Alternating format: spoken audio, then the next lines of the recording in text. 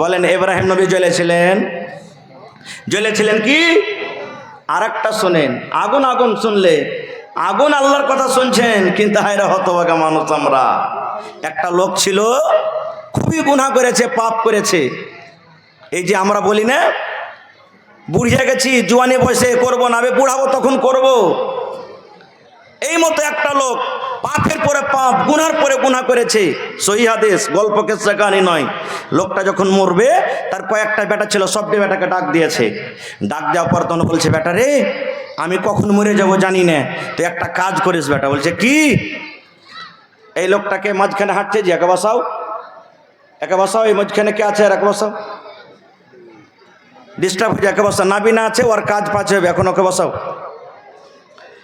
তো আল্লাহ রাসূল সাল্লাল্লাহু আলাইহি সাল্লাম বলেছেন, একটা লোক পাপ করেছে, গুনাহ করেছে, নেকি খুব কম করেছে, এবার মরবে। তার কিছুদিন আগে বেটাটাকে ডাক দে, বলছে, বেটারে, আমি যখন মরে যাবো রে বেটা, খবরদার তোর আমাকে জমিনে দফন করবি না। আমার লাশটাকে লোকরে জমা করে, কাঠ জমা করে, কয়লা জমা করে আমার লাশটাকে তোরা ছাই করে দিবি, আমার লাশটাকে তোরা জ্বালিয়ে দিবি রে বেটা। বাপ ওসিয়ত করছেন, বেটা আমি মরবো, আমার লাশটাকে তোরা জ্বালিয়ে দিবি। তখন ওর বেটারা বলছে, হাজি বাপু, লোক কি বলবে? তোমাকে যে লাশ জ্বালিয়ে দেবো, পুড়িয়ে দেবো, ছাই করে দেবো, লোক কি বলবে? এবার বাপ বলছেন, বেটা রে, লোক কে বলবে রে বেটা, আমার সেটা দেখা নয়। বেটারে আলিম ওলামার মুখ থেকে ওয়াজ শুনেছি, এ বেটা নসিহত শুনেছি, বেটারে ভালো আমল করতে গেলে আল্লাহ জান্নাত দান করবেন, আর মন্দ আমল করতে গেলে বেটা আল্লাহ জাহান্নামের আগুনে পোড়াবে। বেটারে আমি এতদিন জীবনে ভালো আমল করতে পারিনি রে বেটা, নামাজ রোজা দান খেরাত ভালো করে করতে পারিনি। আয় আমার আদরের সন্তান, এখন আমার জাহান্নাম বলে ডর হয়েছে, ভয় হয়েছে রে বেটা। যদি আল্লাহ জাহান্নাম সত্য হয়, তাহলে মরার পর আল্লাহ আমাকে জাহান্নামের আগুনে ঢুকিয়ে দিবে। এই জন্য বেটারে আমার নেকি কম, আল্লাহর জাহান্নাম দেখে ডর লাগছে রে বেটা, ভয় লাগছে। এই জন্য রে সন্তান, আমি মরে যাব, আমাকে তোরা জ্বালিয়ে দিবি, পুড়িয়ে দিবি, যেন আমার আল্লাহ আমাকে খুঁজে না পায়, আমার আল্লাহ যেন আমাকে ঢুঁড়ে না পায়, আমার আল্লাহ যেন আমাকে খুঁজে না পায়, না আমাকে খুঁজে পাবে না, জাহান্নামের ভিতরে শাস্তি দেবে। বেটারে একটা কাজ করবি রে বেটা, আমার লাশটা যখন জ্বলে যাবে, পুড়ে যাবে, আমার লাশটা যখন ছাই হয়ে যাবে, এই আমার কলিজার টুকরা সন্তানেরা, আমার ছাই কোটাকে 3 ভাগ করবে। এক ভাগ তোমরা বাতাসে ছিটিয়ে দিবে, এক ভাগ তোমরা জমিনে পুঁতে দিবে, এক ভাগ ছাই নিয়ে যে তোমরা সমুদ্রে নদীতে ভাসিয়ে দিবে, যেন আমার আল্লাহ আমাকে খুঁজে না পায়। আপনারা বলেন তো, আল্লাহ রাব্বুল আলামিন কি দ্বিতীয়বার তাকে জীবিত করতে পারবেন? বিশ্বাস আছে? আরো জোরে বলেন। কারণ আল্লাহ রাব্বুল আলামিন কোরআনে বলেন, ইন্নাল্লাহা আলা কুল্লি শাইইন কাদির। যে আল্লাহ মা বাবার নুতফা থেকে, মায়ের রহম থেকে আল্লাহ যদি এক ফোঁটা নাপাক পানি দিয়ে আল্লাহ আমাকে আপনাকে তৈরি করতে পারেন, তা আল্লাহ ছাই থেকে মানুষ করতে পারবেন না? পারবেন কি পারবেন না? আল্লাহ কেমন করে করবেন, আর উদাহরণ অনেক আছে, আমি ওদিকে যাব না। ঠিক লোকটা যখন মরলো, তাকে জ্বালিয়ে দেওয়া হলো, আর ছাইকোটাকে 3 ভাগ করে, একটা বেটা পাহাড়ের উপরে ছাইকোটাকে ছিটিয়ে দিলে এক ভাগ জমিনে পুঁতে দিলে, এক ভাগ পান্তা বইয়ে দিলে। এবার বেটারা বাড়িতে আসতে শুরু করেছে, রাস্তা দিয়ে আছে, এখনো বাড়ি পৌঁছেনি। আল্লাহ রাব্বুল আলামিন বাতাসকে আদেশ করছেন, বাতাস রে, এ বাতাস তুই শোন। আল্লাহ জমিনকে বলছেন, জমিন রে তুই আমার কথা শোন। আল্লাহ পানিকে বলছেন, পানি রে তুই আমার কথা শোন। এ বাতাস, এ আগুন, এই মাটি, এ পানি আমার কথা শোন। আমি আল্লাহ রাব্বুল আলামিন আদেশ করি, তোমরা 3 ভাগ করে 3 জায়গাতে ছাইগুলাকে ছড়িয়ে দাও হয়েছে, তোমরা 3 জায়গার ছাইগুলাকে এক জায়গাতে তোমরা করে দাও।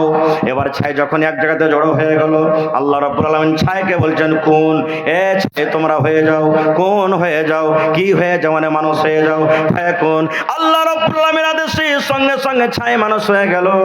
এবার আল্লাহ রাব্বুল আলামিন লোকটাকে তখন বলছেন, বান্দারে এরকম কাজ তুমি কেন করেছিলে রে বান্দা? কেন তোমার ছেলেরা কে এরকম কাজ তুমি করতে বলেছিলে রে বান্দা? এবার লোকটা তখন ককতে মিনতি বলবে, আল্লাহ তুমি সবই জানছো, তুমি আমার অন্তরের মালিক আল্লাহ জি। আল্লাহ আমি ভালোবেসে আমল করতে পারিনি আল্লাহ, মরার টাইমে মরার সময়তে তোমার ডর হয়েছে, ভয় হয়েছে আল্লাহ জি। আল্লাহ আমার মরার সময়তে তোমার ডর হয়েছে, জাহান্নামের ভয় হয়েছে আল্লাহ, তোমার শাস্তি দেখে আমাকে ভয় লেগেছে, এই জন্য আমার ছেলেরাকে আমি এই কাজটা করতে বলেছিলাম। আল্লাহ রাব্বুল আলামিন তখন বলবেন, বান্দারে মরার টাইমে যখন তুমি তওবা করেছো, মরার টাইমে যখন তুমি আমাকে ডরালছো, ভয় করেছো রে বান্দা, আমি আল্লাহ রাব্বুল আলামিন রহমতের দুয়ার তোমার জন্য খুলে দিলাম। যাও রে বান্দা, যাও যাও যাও, আমি আল্লাহ তোমার গুনাহকে মাফ করে তোমাকে আমি জান্নাতে করে দিলাম। এই হাদিসটা কেন বললাম? এরে মুসলমান, যদি বাতাস আল্লাহর কথা শুনতে পারে, যদি মাটি আল্লাহর কথা শুনতে পায়, পানি যদি আল্লাহর কথা শুনতে পায়, আগুন যদি আল্লাহর কথা শুনে যদি ইব্রাহিম নবীর প্রাণ বেঁচে যায়, তবে বলেন জান্নাত জাহান্নাম কবর কেন আল্লাহর সামনে কথা বলতে পারবেন না? পারবেন? যারা বলেন পারবেন। ওরে আল্লাহ, এ ভাই একটু মেহরবানি করে এদিকে আসবেন না জি ভাই, যারা দাঁড় হয়ে আছেন ভাই রাস্তা ছেড়ে দেন ভাই, রাস্তা ছেড়ে বসেন ভাই। এ ভাই আর একটা মজার আপনাকে কথা শুনিয়ে দিই, সাহাবায়ে কেরামও শুনেছেন। আচ্ছা বলেন তো, এই বাঁশ কথা বলতে পারবে? বাঁশ কথা বলতে পারবে? বিশ্বাস আছে? গাছ কথা বলতে পারবে? বিশ্বাস আছে? ইমাম সাহেব মসজিদে যখন দাঁড়িয়ে খুতবা দেন, ওইটাকে কি বলি আমরা? জোরে বলে মিম্বার। নবীজির শুরুতে প্রথমে খাজুরের একটা মিম্বার করা হয়েছিল, খাজুরের গোড়া, খাজুরের জড়ে অতি দাঁড় হয়ে মিম্বারে খুতবা দিতেন।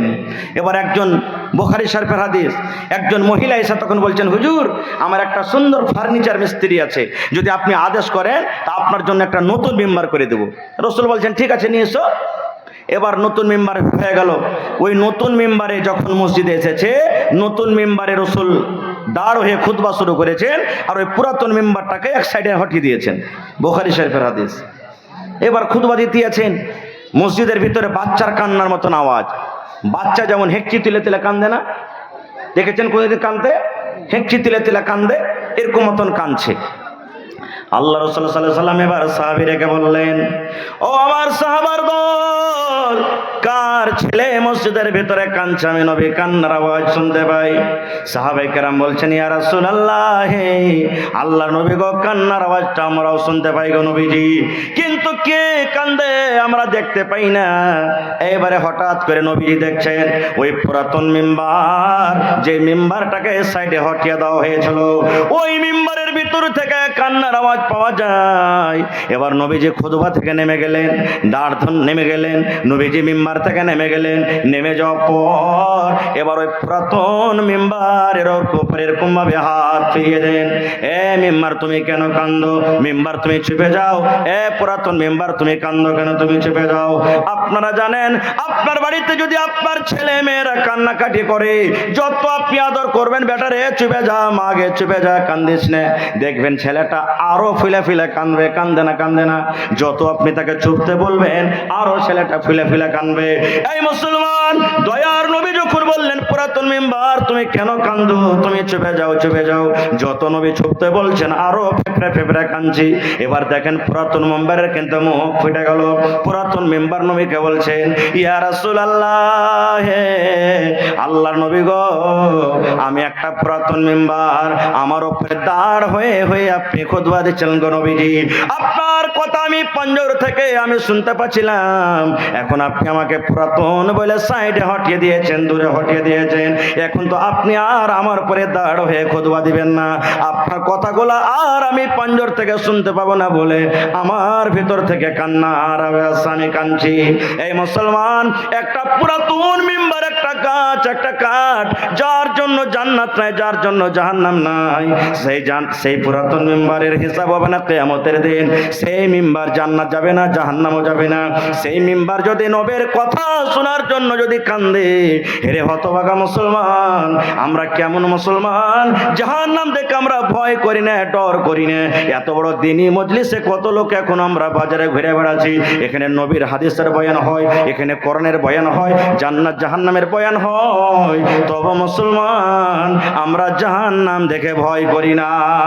নারে তাকবীর। ভাই তাহলে জাহান্নাম থেকে বাঁচতে হবে নাকি? এবার বাঁচার দোয়াটা কিন্তু আমি পরে বলবো ইনশাআল্লাহ, সাইডে রাখলাম আমি দোয়াটাকে, শেষের বেলাতে দোয়াটাকে দিয়ে যাব ইনশাআল্লাহ। ফজরের নামাজের পর পড়তে হবে, আর এদিকে মাগরিবের নামাজের পর পড়তে হবে, 3 বার করে পড়তে হবে, আর ছোট্ট দোয়া একবারে মুখস্থ করে আপনারা ইনশাআল্লাহ পাঠিয়ে দেব। তবে ভাইরে, আল্লাহ যদি বাঁচিয়ে রাখে ইনশাআল্লাহ কোনোদিন মন ভরে ওয়াজ করবো আপনাদের সামনে এই সম্পর্কে। ভাই এই মাদ্রাসা হলো আমার আপনার, এই মাদ্রাসা হলো একটা এমনই এদারা, এই মাদ্রাসা হলো একটা এমনই বিজলি পাওয়ার হাউস, যেখানে মাদ্রাসা না থাকতে গেলে সুবহানাল্লাহ আমি আপনি অন্ধকারে থাকব। এই মাদ্রাসা হলো আমাদের শান, এই মাদ্রাসা হলো আমাদের মান, এই মাদ্রাসা হলো আমাদের ইমান, এই মাদ্রাসা হলো আমাদের জান। এই জন্য এই মাদ্রাসাতে আপনাদেরকে সাহায্য করতে হবে ভাই। এই মাদ্রাসা না থাকতে গেলে আজকে আর জালসা হতো না, আর জালসা না হইতে গেলে এতটি ওলামায়ে কেরাম আপনাদের কাছে আসতো না, আর আপনারাও আসতেন না, এতটি হাদিস কোরআনও শুনতে পেতেন না বা শোনাইতে পারতাম না। ভাই আমার, এখানে একটা ওয়া মানুষকে মানুষ তৈরি করা হয়। আল্লাহ রাসূল বলেছেন, একজন সাহাবী এসে বলছেন, হুজুর আমার মা মরে গেছে, মার জন্য কি দান করতে পারলে আল্লাহ পৌঁছে দিবে কবরে, বা মার জন্য কি করব যে হক আদায় হবে? রাসূল বলছেন, সাহাবী রে, তোর মা কবরে চলে গেছেন, তার জন্য দান করো, কল গালিয়ে দাও, মাদ্রাসা করে দাও, মসজিদ করে দাও, তোমার মায়ের কবরে আল্লাহ পৌঁছে দিবে। ভাই 1 টাকা দিবেন, আমি 1 টাকা নেব। আপনাদের এলাকাতে আমি নতুন এসেছি প্রথম, দেখি কোনো একটা লোক আছেন আজকে জালসাতে 50,000 টাকা দান করতে পারবেন? কোন এমন একটা লোক আছেন 25,000 টাকা দিতে পারবেন? কোন এমন একটা লোক আছেন 10,000 টাকা দিতে পারবেন? এবং 50 কলম আমি 1,000 2,000 1,000 2,000 করে আমি চাইব। আর মায়েরা খালারাকে বলবো যে আমার মায়েরা খালারা, আপনারা এলাকাতে কেমন দান করেন জানি না, এই যে আমার মৌলানা এই গত কয়েকদিন আগে গোটপুর জালসাতে ছিলেন, সুবহানাল্লাহ, আমাকে মনে হয় 1 লাখ টাকার ওপর শুধু মহিলারা গহনা দান করেছে, জেওয়ার, কানের, নাকের, হাতের, পায়ের, তাবিজ, কাঁসার বদনা, কাঁসার থালি, শেষ পর্যন্ত একটা ছাগল চাহেন তো ছাগলও পাওয়া গেল। দেখি আমার কোনো মা আছেন গলা থেকে হার, নাকের নাকমণি, কানের বালি, হাতের বালা, পার পায়াল দিতে পারবেন, কাঁসার বদনা, কাঁসার থালি, কাঁসার বর্তন, একটা ছাগল। এবং দেখি ভাই একটা লোক 10,000 টাকা কেউ এমন আছেন দিতে পারবেন? আইছেন ভাই, মাশাআল্লাহ, সালাম করিয়েছেন, প্রথম দান। ভালো আছেন? কি আপনার নাম? আব্দুল কাদির, মাশাআল্লাহ। দেখেন ঠিকাদার সাহেব, কাদির হলো আল্লাহর একটা সিফাতি নাম, আব্দুল কাদির মানে কাদিরের বান্দা, সুবহানাল্লাহ। আমার ঠিকাদার ভাই প্রথম দান নিয়ে এসেছেন, তো কতটি পারবেন না দিতে? 25,000 না 30,000? জি, কতটি পারবেন আপনি দিতে কহেন তো একবারে হিম্মত করে? 2,000 কম হয় না ভাই? 10,000 টাকা পারবেন না প্রথম কলম? জি দেন, আল্লাহ দেন, বরকত দিবে আপনার। হিম্মতে বান্দা মাদাদে খোদা। ভাই রে, 5টা কলম চেয়েছি 10,000 করে, আর 5টা কলম চেয়েছি 5,000 করে, ইনশাল্লাহ হবে ভাই, আল্লাহ বরকত দিবে। এই টাকা আজ চাহাচ্ছি আপনার কাছে, রসুলের হাদিস, এই টাকা নিয়ে একদিন রোডে রোডে বেরিয়ে বেড়াবেন, লেওয়ার লোক হইবে না ভাই সেদিন কেউ। দেন, কহেন আলহামদুলিল্লাহ। জি, আল্লাহ বরকত দিবে ভাই। 3,000, আচ্ছা 5,000 করে দেন, আর 2,000 টাকা দেন, দেখবেন ঠিক আছে? নারে তাকবীর। আমার ঠিকাদার আব্দুল কাদির সাহেব 5,000 টাকা, মাশাআল্লাহ। ফোনে দিবেন না টাকা দিবেন? হ্যাঁ, লিখে দেন। আর যাকে পকেটে টাকা নাই, ফোনের ব্যবস্থা হবে মনে হয় নাকি? হ্যাঁ, ফোনে দিয়ে দিবেন আপনারা। মাশাআল্লাহ, 5,200 নগদ 5,000 টাকা দিয়ে দিবেন। মাশাআল্লাহ, জাযাকাল্লাহ। রব্বানা যালামনা আনফুসানা ওয়া ইল্লাম তাগফির লানা ওয়া তারহামনা লানাকুনান্না মিনাল খাসিরিন। রব্বানা আতিনা ফিদ দুনিয়া হাসানা ওয়া ফিল আখিরাতি হাসানাতাও ওয়া কিনা আযাবান নার। আল্লাহ, তোমার বান্দা আব্দুল কাদির সাহেব 5,200 টাকা দান করে গেলেন। আল্লাহ তার দানকে তুমি কবুল করে নাও, মুসিবত থেকে আল্লাহ বাঁচিয়ে নাও, আল্লাহ হায়াতকে দারাজ করে দাও, রোজ রোজ করে আল্লাহ বরকত দাও, আল্লাহ ছেলে মেয়েরাকে ভালো রাখো, আত্মীয় স্বজন যারা কবরে চলে গেছেন আল্লাহ তারকে কবরে তুমি জান্নাতের বিছানা দিয়ে দাও, আমিন। 2 নম্বরে ভাই দেখি কোন আল্লাহর বান্দা আছেন 5,000 টাকা একটা লোক দিতে পারবেন? এক গাড়ি বালুর দাম, এক গাড়ি গিট্টির দাম, 1 কুইন্টাল রডের দাম। দেখি কোন আল্লাহর বান্দা আছেন আজকে জলসাতে। এবং মা খালারকে পিন্ডালে কি চাদর নিয়ে গেছে? মা খালারকে পিন্ডালে চাদর নিয়ে গেছে ভাই, কে হতেন? মা খালারকে পিন্ডালে চাদর দিয়ে পাঠান, মায়েরা দান করার জন্য ছটফট করছে। হ্যাঁ, যারাকে দায়িত্ব দিয়েছেন এ মায়েরা খালারা আপনাদের পিন্ডালে চাদর নিয়ে যাচ্ছে মাদ্রাসার মনে হয় ছেলেরা বা কমিটির লোক, মন খুলে খুলে দান দেবেন কে মা, যাতে চাদর ভর্তি হয়ে আপনাদের পিন্ডালে দান আসে। হ্যাঁ, কেউ বাকি থাকবেন না, আল্লাহর হস্তে সবাই দান করবেন। এ ভাই সময়টা কিন্তু আর পাওয়া যাবে না রে ভাই, এ সময়ের খুব 7 ঘন্টার ভিতরে আপনারা তাড়াতাড়ি করে আমার হাতে দানটাকে দিয়ে দেন। আপনারা মনে করিয়েন না যে মৌলানা 5,000 10,000 করে চাইছে, না দিতে পারলে যাব না। আপনি 500 টাকা পারবেন 500 টাকা দিবেন, 200 টাকা পারবেন 200 টাকা দিবেন, 1000 টাকা পারবেন 1000 টাকা দিবেন, 10 টাকাও দিয়ে যাবেন, কিন্তু দিবেন ভাই, কেউ ঘুরিয়ে যাবেন না। মনে করবেন আজ 1 কাপ চা খাবো না, 1 খিলি পান খাবো না কো, আমি কোরআনের জন্য নবীর মহব্বত ভালোবাসা দেখে আল্লাহ তাবারক ওয়া তাআলার নৈকট্য লাভ করার জন্য আমি দিয়ে যাব। রাসূল বলেছেন, এই আমার উম্মত তোমরা জাহান্নামের আগুন থেকে বাঁচাও। যদি বেশি বেশি করে দান করতে না পারো, খাজুরের একটা টুকরা দিয়েও তোমরা জাহান্নামের আগুন থেকে বাঁচো। সুবহানাল্লাহ। তো আইসেন ভাই, একটু আল্লাহর রাস্তায় আপনারা উঠেন, তাড়াতাড়ি করে লাইন লেগে যান ভাই, আসেন। এ আমার ভাইরা, এ আমার দাদারা নানারা, আসেন তাড়াতাড়ি করে আসেন ভাই, লেট করিয়েন না আল্লাহর রাস্তায়। মাশাআল্লাহ, জাযাকাল্লাহ। আল্লাহ একটা ভাই আমার 500 টাকা দান করলেন। জি, আমার শ্রদ্ধেয় মাদানী সাহেবের আব্বাজান, হ্যাঁ মোহাম্মদ সালিম সাহেব মাদানীর আব্বাজান, মৌলানা শামসুল হক সাহেব বাবজি আমার 500 টাকা দিলেন। নাকি আরো পারবেন না দিতে? ওই কোন দিকে আছেন? জি, তো ডাকাটা তো বেয়াদবি হবে, কিন্তু একটু সালাম সাফা করার লেগে ডাকছেন, যে পারবেন দিবেন, না পারবেন না দিবেন। ভাই যত লোক এখানে আছেন, দিনকার খোরাকে আমি দিয়ে যাবো মাদ্রাসাতে, 500 টাকার টাকা দেন তো টেবিল ভর্তি হয়ে যাবে ইনশাআল্লাহ, ইনশাআল্লাহ ভর্তি হয়ে যাবে, আর দিয়ে যাবেন, এতখানি আশা আছে। মাশাআল্লাহ, জাযাকাল্লাহ। আল্লাহ একজন ভাই আমার 100 টাকা দান করে গেল, রব্বুল আলামিন। আচ্ছা ভাই, কি নাম আপনার? শাহাবুদ্দিন ভাই, মাশাআল্লাহ। কি দিলেন? 5,000 25,000 ভাই রে, একটা কলম 25,000 টাকার চেয়েছি। হ্যাঁ না 5,000 কম হয়ে যায় না ভাই? শাহাবুদ্দিন ভাই কি কাজ করেন?